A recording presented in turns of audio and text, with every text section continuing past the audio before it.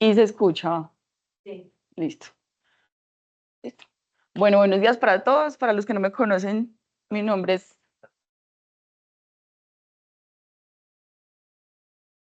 María Alejandra Vargas y yo soy residente de primer año de la Bolivariana. Y hoy vamos a hablar un poquito de accesos vasculares, cuáles son y algunas técnicas de inserción de los accesos. Ah,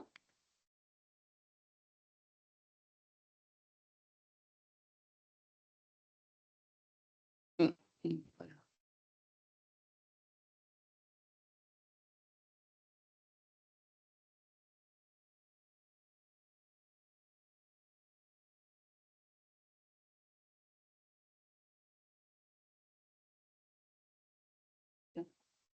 Pero si te pasa bien, si no, tócate transmitir, recuerda que el seminario es conmigo. Listo. Entonces, te transmito, pueda bien, te la transmitir, lo presentas dos.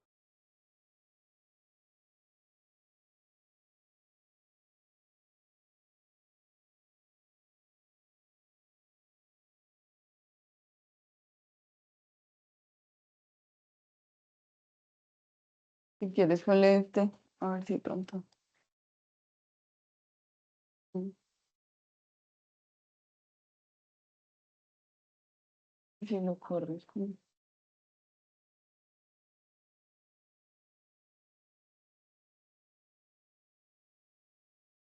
Gracias.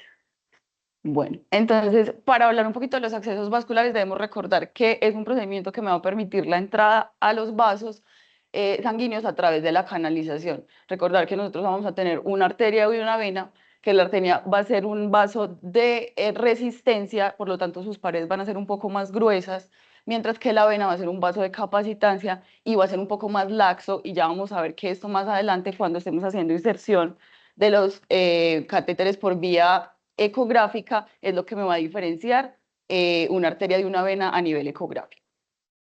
En cuanto a la epidemiología, es un proceso, los accesos vasculares son el proceso invasivo más comúnmente realizado en la clínica.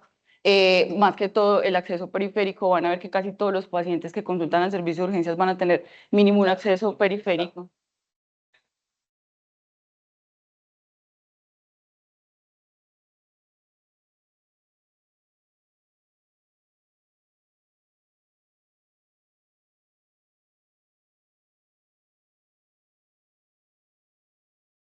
Más o menos del 20 al 30% de los pacientes van a tener un acceso difícil, y por eso es que en los últimos años hemos implementado la ayuda ecográfica para la inserción de los catéteres y permitir que tengamos menos errores a la hora de realizar estas funciones.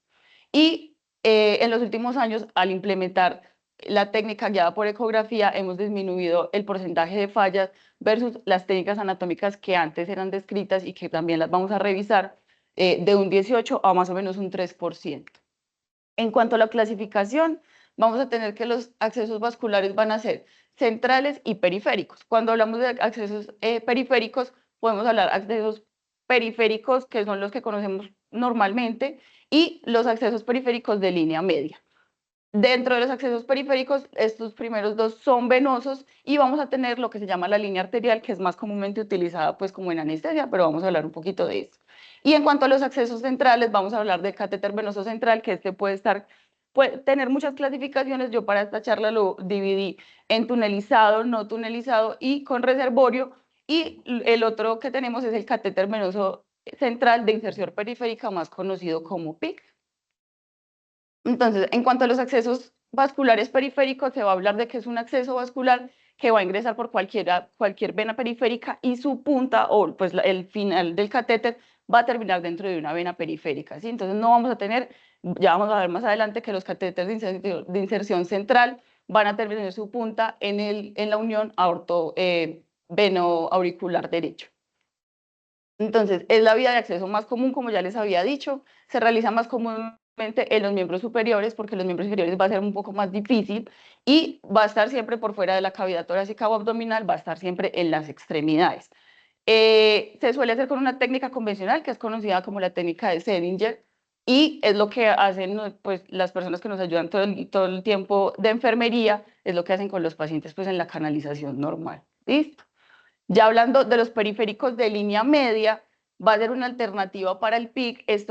La línea media no era previamente muy utilizado porque no se sabía muy bien su inserción.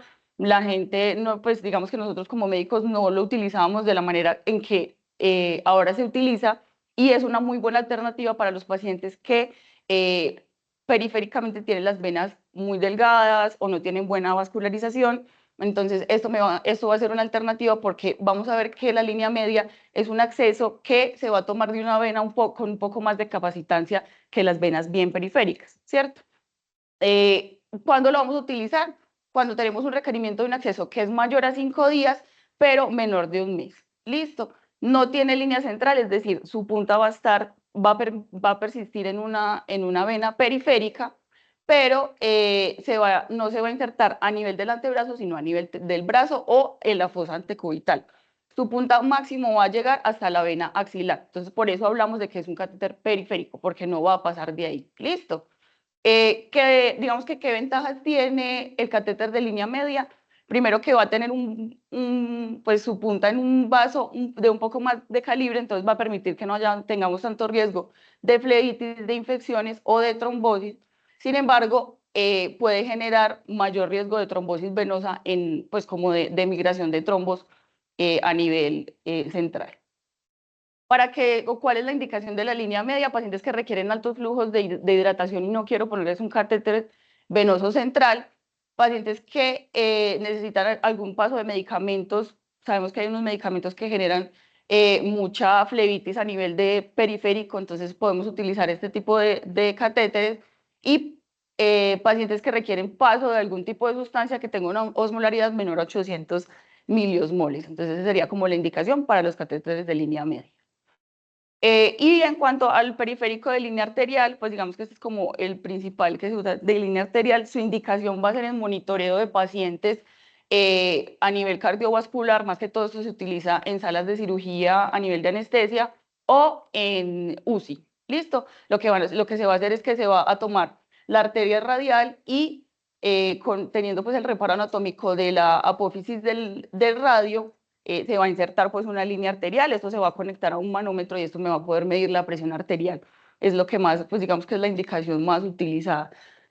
Y bueno, siempre se debe tomar la arteria radial en la mano no dominante porque cuando nosotros hacemos la punción tenemos riesgo de hacer un hematoma, eso es supremamente doloroso, es como cuando le toman a un paciente los gases arteriales, entonces pues siempre hay que tener, tiene un riesgo de mayor sangrado, entonces siempre hay que tener precaución con estos pacientes. Y la otra que se utiliza mucho es la arteria femoral cuando hacemos más que todo como método diagnóstico terapéutico, especialmente en pacientes que se realizan cateterismos, angioembolizaciones y demás.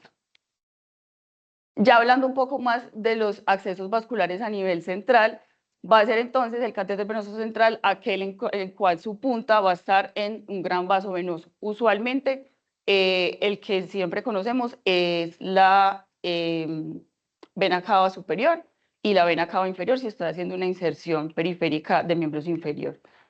Eh, para yo tener un acceso vascular central se han descrito pues varias venas que yo podría utilizar, pero digamos que las más comunes es la vena yugular interna y la vena subclavia y en algunos casos, aunque no es lo que más preferimos, la vena femoral. Ya vamos a ver que la vena femoral tiene mucho riesgo de infección precisamente por su localización, entonces ya se ha dejado de utilizar mucho y se usa más como una alternativa cuando no tengo ninguna otra vía de acceso de mi paciente. Entonces, ¿cuáles son las indicaciones de accesos vasculares centrales? El uso de vasopresores. Los vasopresores, si bien sí se pueden iniciar por vía periférica, ustedes van a ver muchas veces que cuando estamos con un paciente crítico en urgencias, digamos como una última medida, podríamos iniciar vasopresor por vía periférica, pero eso va a generar demasiada irritación en el vaso y generalmente, pues usualmente o se van a estenosar o se van a trombosar esas venas y eventualmente 4 o 6 horas ya no voy a tener acceso venoso de ese paciente a nivel periférico. Entonces, lo ideal sería iniciar por vena periférica, pero lo más pronto posible pasar a un catéter venoso central. La otra indicación es las nutriciones parenterales. Van a ver, o pues vamos a ver que las nutriciones parenterales hay unas que sí se pueden pasar por catéter periférico porque su osmolaridad no es tan alta, pero la mayoría de las nutriciones parenterales van a requerir de un acceso venoso central para yo poder, porque su osmolaridad va a ser mayor a 900, 1000 miliosmoles, y esto no me va a permitir que pase por vena periférica.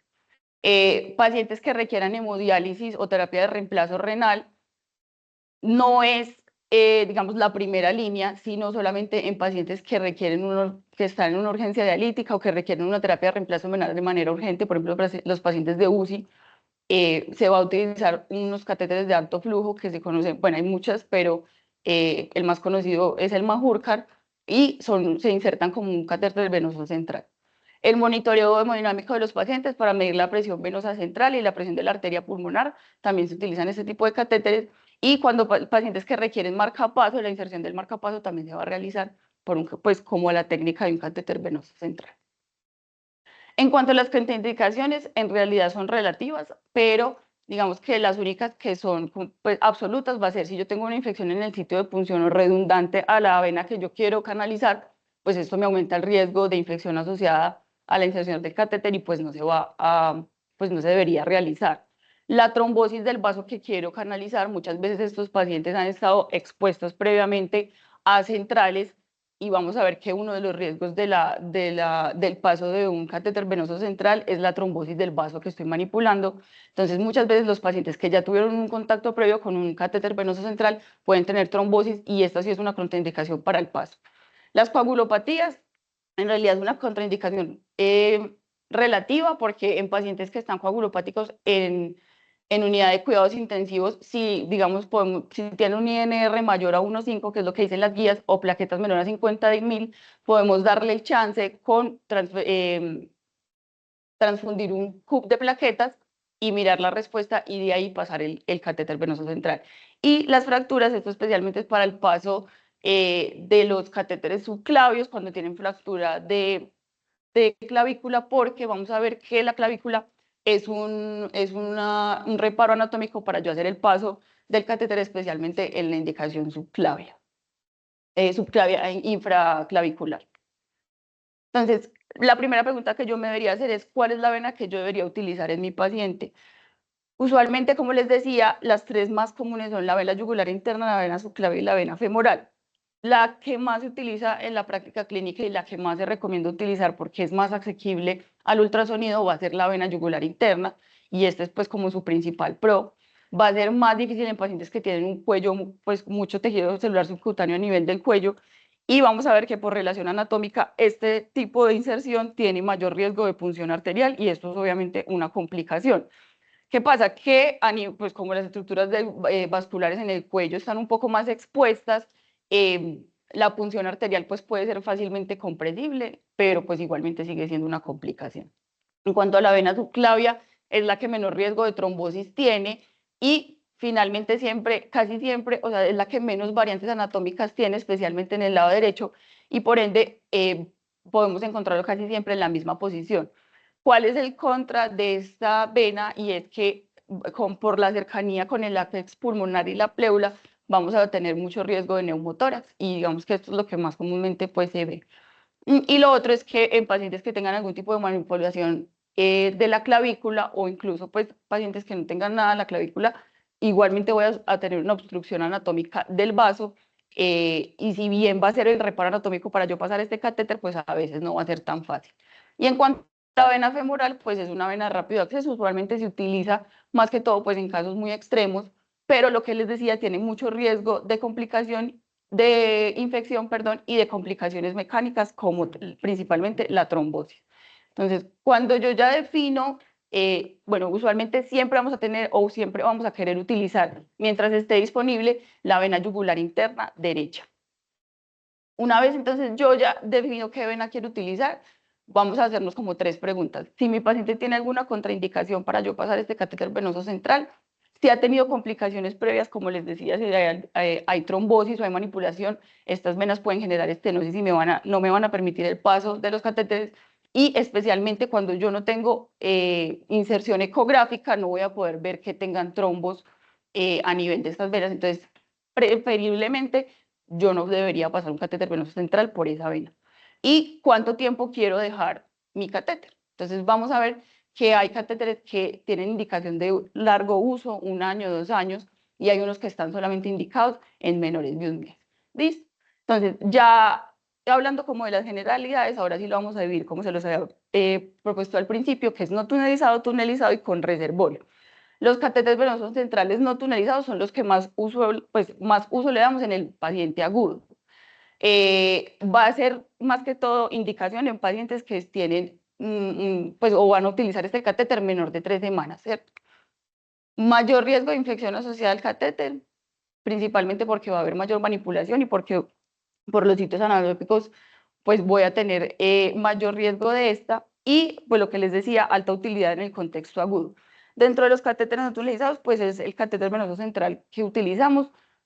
Estos catéteres vienen de 2 lúmenes o 3 lúmenes y aquí entra el catéter de diálisis, que es el Majorca, bueno, que una marca es el Majorca, pero que en realidad son catéteres de alto flujo y lo que me van a permitir es dializar a los pacientes en la urgencia. Como ven, como es solo menor de 3 semanas, eso no es un catéter permanente para yo realizarle diálisis a mi paciente y eventualmente se me va a trombosar esa vena y no la voy a poder utilizar. ¿Listo? Entonces, acá arriba pues les trae como un ejemplo de lo que es un catéter venoso central. Puede ser bilumen o trilumen. Y abajo pues está pues como el Majorcar, que van a ver que tiene una línea venosa y una línea arterial. Estos catéteres se dice que son de alto flujo, es más que todo por la fabricación de estos catéteres que permite que se les administre un gran volumen para yo poder hacer, digamos, como tal, la diálisis y la hemodiálisis. En cuanto a los catéteres venosos tunelizados, va a ser ideal para pacientes que requieren un manejo o un acceso a largo plazo, que vamos a ver que pues el reservorio también va a ser un catéter que se utiliza a largo plazo, pero este lo vamos a utilizar de manera más frecuente que el reservorio. El reservorio se utiliza más que todo, ya lo vamos a ver, pero como para manejo con quimioterapias de largo plazo, que se insertan cada cierto tiempo y no de uso frecuente como para toma de muestras y demás. Estos catéteres usualmente lo que van, o por qué los llamamos tunelizados, es porque van a tener un recorrido más o menos de 5 a 7 centímetros a nivel de tejido celular subcutáneo para que el catéter tenga una mayor estabilidad y no esté tan expuesto, y esto me disminuye el riesgo de complicaciones asociadas al catéter.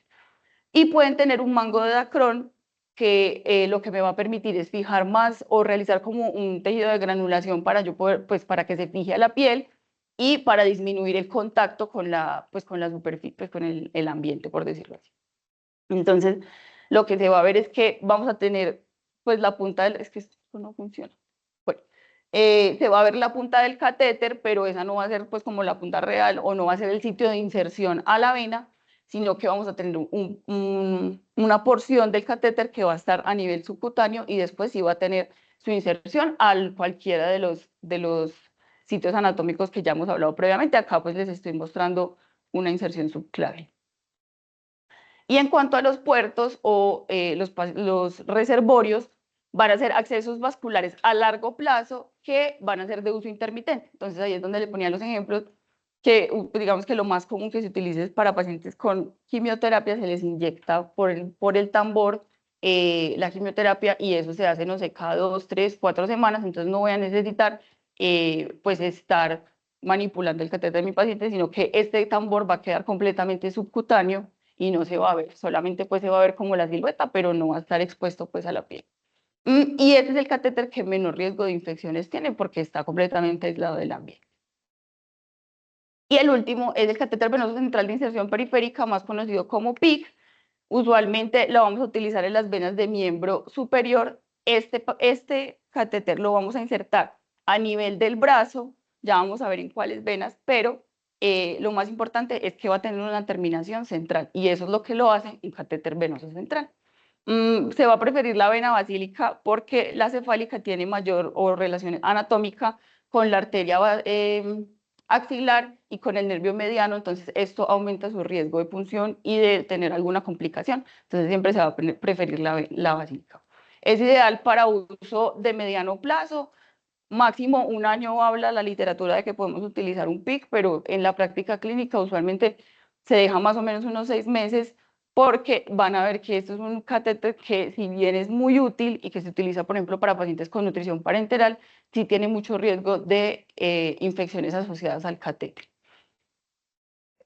¿Cuál va a ser la diferencia, digamos, con un central normal? El central normal va a tener un diámetro o pues un calibre mucho más grande. Como este central es de inserción periférica, él va a ser más o menos de 3 a 6 French y lo que va a hacer es que va a iniciar con un diámetro mucho más pequeño y al final pues va a permitir estar en el acceso central y pues funcionar como un catéter venoso central. Estos catéteres de inserción periférica también pueden ser de alto flujo, sin embargo, no son comúnmente utilizados, digamos, para diálisis o eso, pues no es la indicación. Entonces acá podemos ver que la inserción se va a hacer en el antebrazo y pues la punta va a llegar hasta la vena cava superior.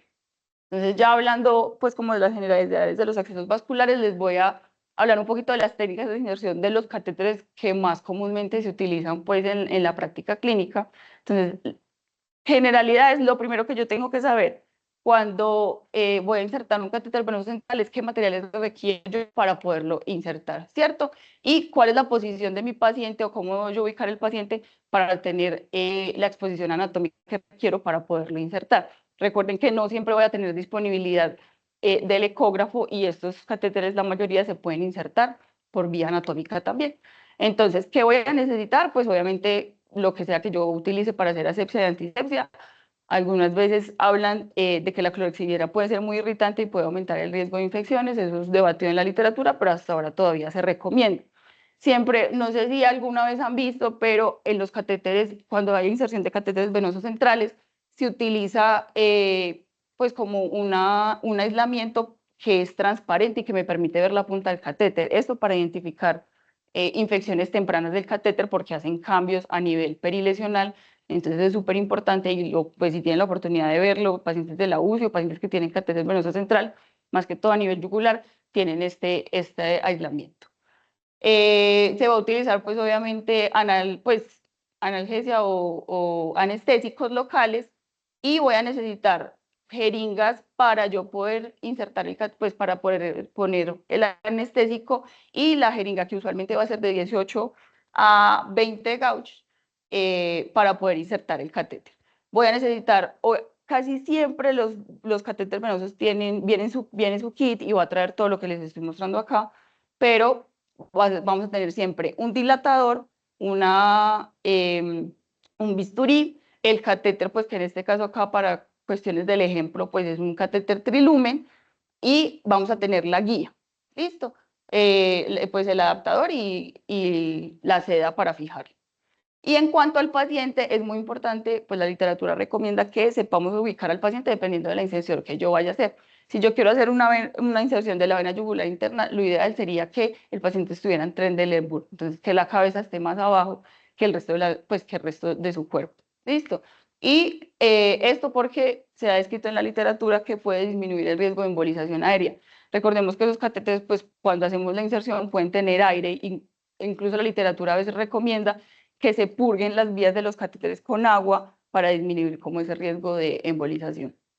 Y en cuanto a si tengo una inserción femoral, pues vamos a hacer el Trendelenburg invertido, pues simplemente para hacerlo pues lo mismo.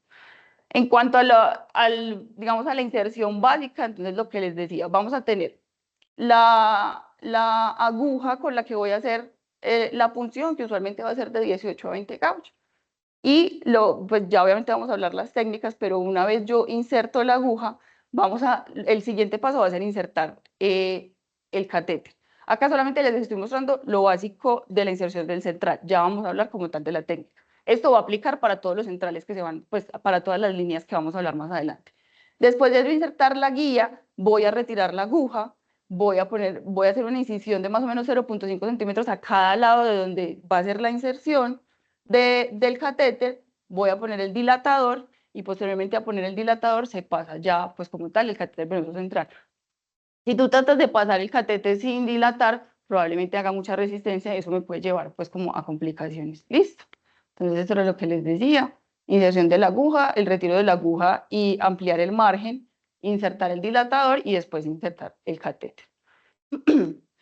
Y ya para unas generalidades cuando tenemos la disponibilidad de inserción ecográfica, entonces vamos a hablar de los transductores. Obviamente esto podría ser una charla completamente diferente en cuanto a las técnicas de ecografía, pero para lo que es la inserción de accesos venosos, el transductor que vamos a utilizar es el transductor lineal, porque me va a permitir mejor visualización de los tejidos blandos. Más o menos dice que puede llegar hasta 8 centímetros de profundidad, más que eso ya no voy a tener una buena visualización y pues es el que se recomienda. Y lo otro es que debemos recordar que primero estos transductores traen una bolita, pues que acá no se ve, pero que siempre me va a marcar el polo cefálico, ¿sí? Y vamos a hablar de un eje corto cuando el transductor está perpendicular al vaso que quiero intervenir y un eje largo cuando está paralelo al vaso que quiero intervenir, y vamos a ver que esto me va a generar una visión diferente a nivel del ecógrafo. En cuanto ya a las técnicas anatómicas, la primera va a ser la vena yugular interna. Entonces acá tenemos que tener en cuenta la anatomía. Vamos a tener la inserción del esternocleidomastoideo. Recordemos que este va a tener dos vientres, un vientre external y un vientre clavicular, y que esto es un reparo anatómico que se puede palpar fácilmente pues, en la clínica. Y aquí vamos a pues como dibujar, si sale aquí, ya, un triángulo que es el triángulo de Selinger, que va a ser con el vientre, pues con la parte vientre anterior o el external, el vientre posterior o el clavicular y el borde de la clavícula a nivel de la unión external. Con este reparo anatómico lo que yo voy a hacer es, lo que yo voy a saber es que en el centro de ese triángulo vamos a tener la vena yugular interna, y por ahí voy a poder hacer la inserción del catéter. ¿Listo? Siempre se va a preferir en la derecha porque tiene menores variantes anatómicas y está más cerca pues, al punto de inserción que quiero llegar. Entonces, una vez yo ya tengo delimitado mi triángulo, lo que voy a hacer, hay varias técnicas descritas, la más comúnmente utilizada es el abordaje central, en donde yo en el ápice de mi triángulo voy a insertar el catéter. Incluso, pues no les traje la imagen, pero hay gente que realiza el triángulo, pues lo pinta en el paciente para tener una mejor referencia anatómica, y lo que se hace es insertar la punta de la aguja en dirección hacia pues hacia la glándula mamaria, pues sea hombre o mujer, ipsilateral, con el fin de yo seguir el trayecto descrito de la vena yugular interna. El abordaje anterior, lo que voy a hacer es insertar la aguja anterior espérenme a ver si es que no tengo señalado, anterior al vientre, que se va a insertar a nivel clavicular, y el posterior igualmente en la misma dirección, pero posterior a pues el, el vientre del esternocleidomastoideo que se va a insertar a la clavícula. ¿Sí? Entonces, más o menos pues se define que la vena yugular interna va a estar a 1 centímetro de profundidad de este triángulo que estamos hablando acá. Cuando voy a hacer la inserción, entonces lo que vamos a hacer es insertarlo por el ápice y va a ingresar más o menos a 30 a 45 grados. Una vez yo inserto más o menos menos de 1 centímetro, por ahí 0,5 milímetros, lo que voy a hacer es hacer aspiración, mirar a ver si tengo retorno venoso. Usualmente el retorno venoso, acuérdense que va a ser más oscuro que un retorno arterial, y es súper importante hacer la aspiración porque si yo me voy muy profundo, puedo atravesar la pared anterior y posterior de la vena y simplemente no estar, pues, o sea, no estar aspirando nada o estar funcionando a nivel arterial.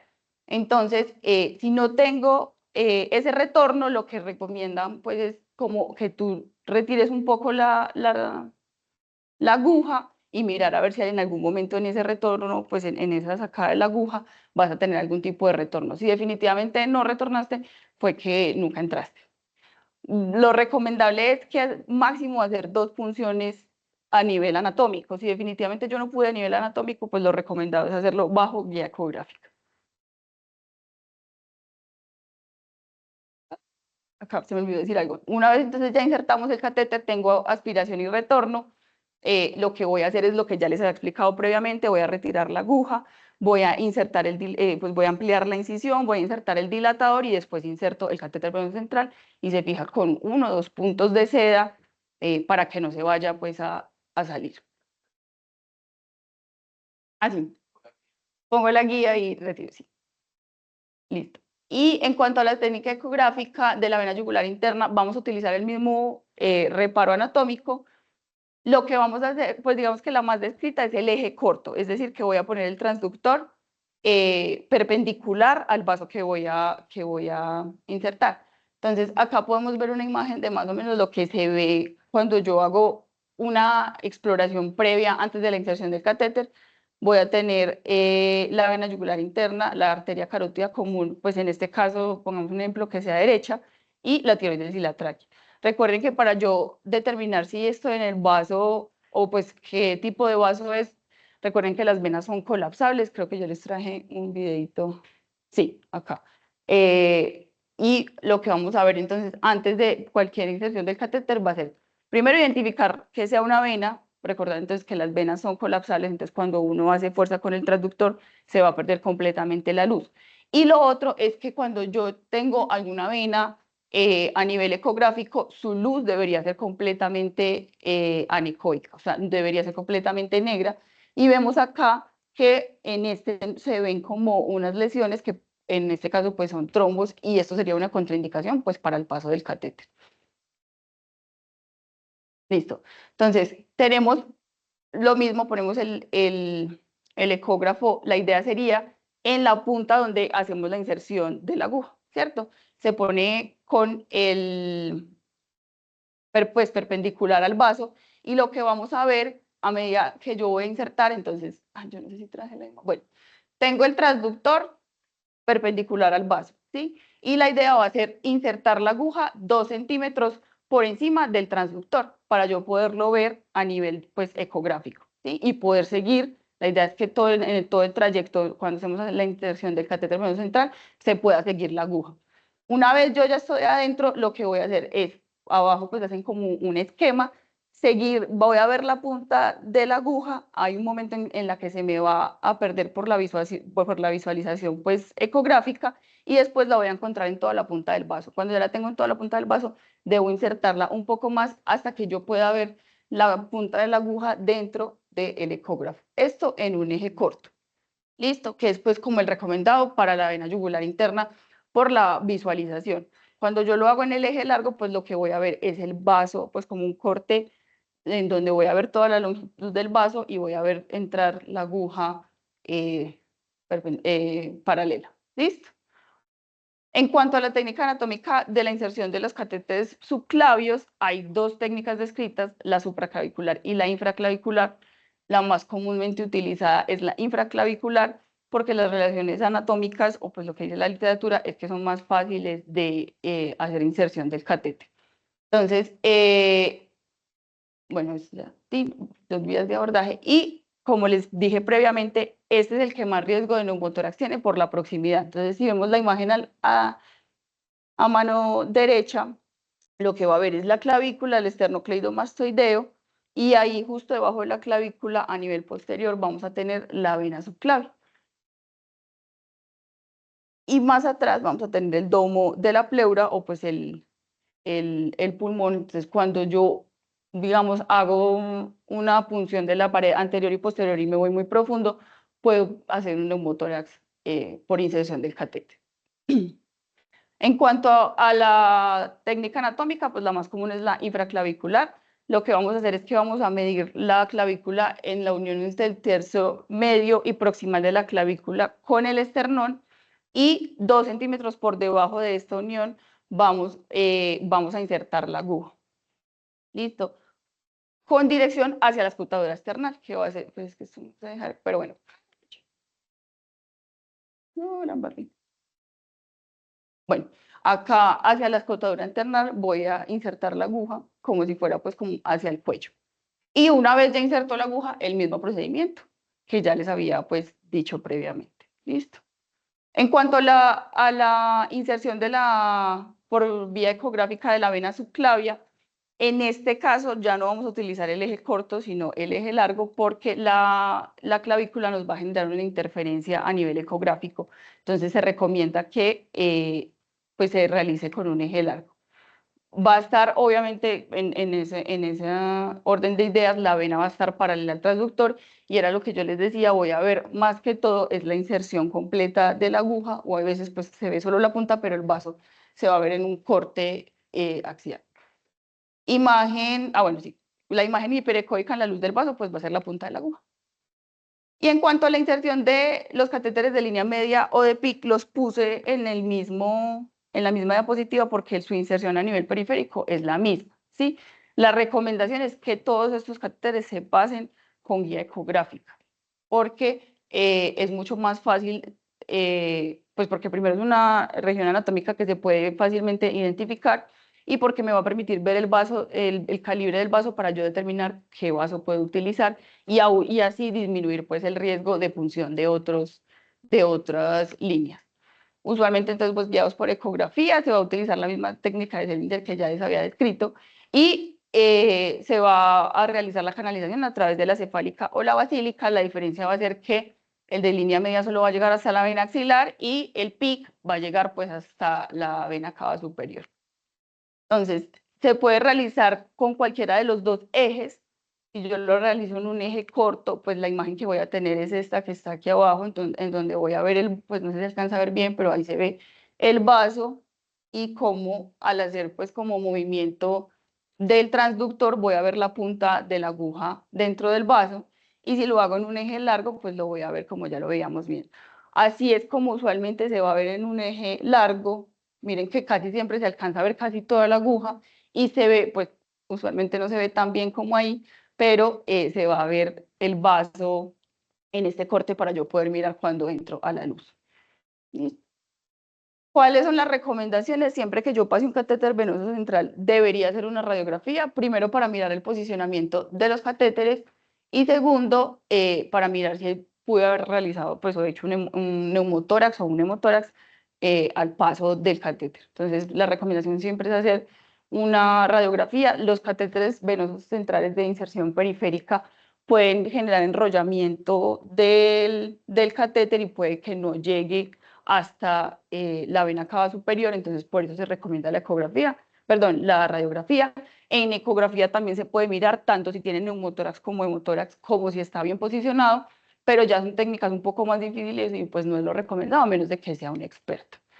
Y ya para finalizar, en cuanto a las complicaciones asociadas al catéter, tenemos las mecánicas, la punción arterial, el embolismo aéreo, las arritmias y el neumotórax.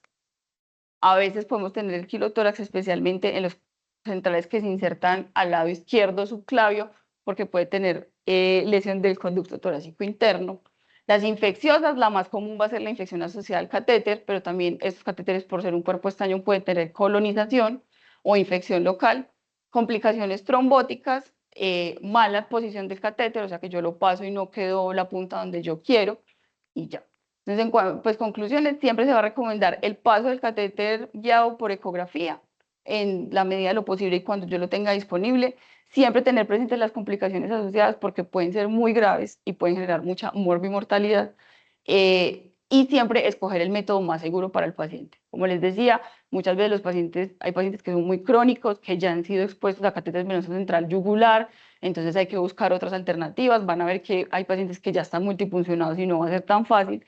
Entonces, pues siempre mirar cuál es la mejor alternativa para mi paciente, y resaltar siempre la importancia de los cuidados del catéter. Si ese catéter no tiene una buena asepsia, antisepsia, no está bien limpio, pues obviamente voy a tener mayor predisposición para las infecciones. Y acá les dejo una tablita como de cómo se clasifican los catéteres periféricos y centrales, cuáles son sus usos, cuáles existen y pues el tiempo de duración. Muchas gracias.